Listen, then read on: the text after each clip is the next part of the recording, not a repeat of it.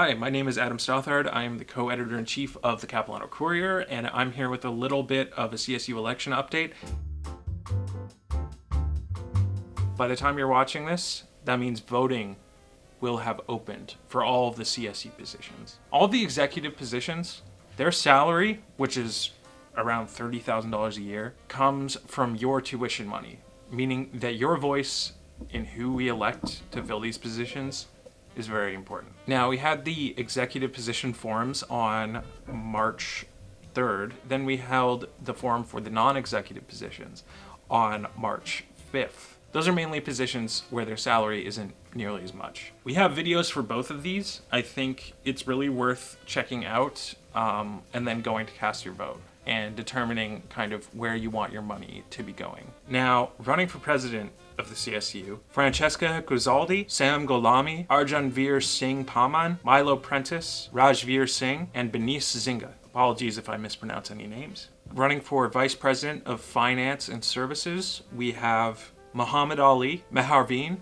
who is the incumbent, Muskan Sharma, Agamjeet Singh, and Manander Singh. Running for Vice President of Equity and Sustainability, we have Abhiraj Bular, Maria Ghazaldi, Prabal Gupta. Running for Vice President External, we have Vanch Kaura, who is the incumbent, Bapneet Kaur, Parneet Kaur, and Arman Salmani. Running for Vice President of Student Affairs, we have Karandeep Nain, Kash Makkar, Vanchdeep Panu, and Sandeep Singh. So those are all the people running for the executive positions. Now, if you are curious about learning about them, you can access their biographies and their platforms via the CSU website, or you can also watch the forum that we posted. Now, I want to go through some of the decisions that have been made by the elections administrator, because basically anyone can submit a complaint about anybody running, and they write a little letter, an official complaint form that they fill out, and it goes over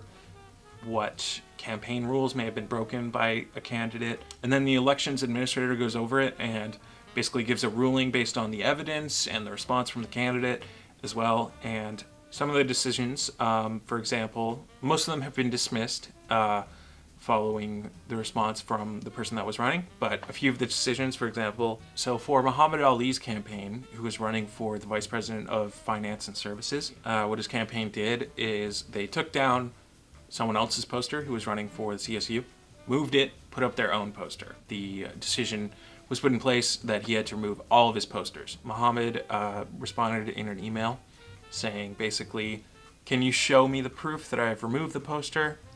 I don't know what's happening actually. I haven't done anything and complaints are coming. Is there any solution to this? I'm very tensed for this and I've not removed a single poster of anybody as I respect everybody's emotions and sentiments. Each person running for something can have campaigners, but the elections administrator has to approve these campaigners. And basically, if you don't clear these people with the elections administrator, that can result in a campaign sanction, which is what happened to Arjanveer Singh Paman. Basically, he conducted video interviews with people that weren't authorized by the elections administrator to do videos for his campaign. And so he was required to ensure that any video interviews of candidates taken under false pretenses, i.e. saying like, oh, I'm a sanctioned campaigner, I'm allowed to do this interview, but they weren't. All those videos are required to be destroyed and not shared via social media or any channels. Running for re-election as the VP External, Vanch Kalra was served with a campaign ban for an incident in which he supposedly was filming fellow candidates and intimidating them and asking them questions such as, and these are translated from Punjabi into English, according to the incident report filed on the CSU's website, which again, anyone can access. These are all public records. Vanch was supposedly filming another candidate and said to them, quote, ask for votes for yourself. And also asked, why do you get scared or anxious when I'm filming? And as well, he asked, quote, how will you speak tomorrow in front of everyone? Now, according to the incident report, when these statements are considered together, especially in the tone that they were delivered, they were not supportive or advisory. And this is the person filing the report, who remains anonymous. They were directed at me in a way that questioned my ability and confidence publicly. Now, Vance's response to the allegations, he denies the entire incident, saying, quote, "I am getting banned from campaigning because of fake complaints. I don't think this is fair with me.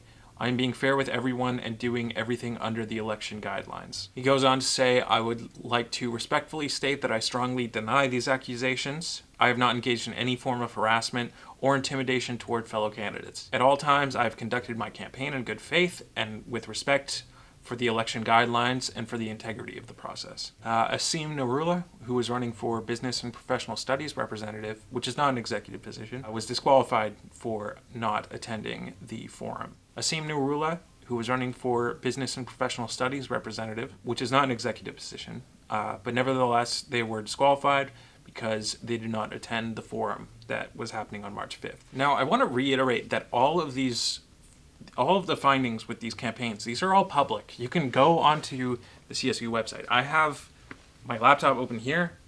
They're literally on a Google Doc. You can look at them each individually and make of them what you will. They include the complaints, they include the ruling, they include the response from the campaign. I really want to strongly tell people, it is very important that you vote in these elections. It is so hard to be engaged with student government, and I don't blame anyone for not wanting to be involved with it, because it's I have classes to go to, who cares?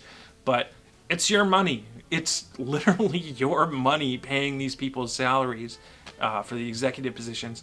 I mean, they're working for you, and you are hiring someone to represent you.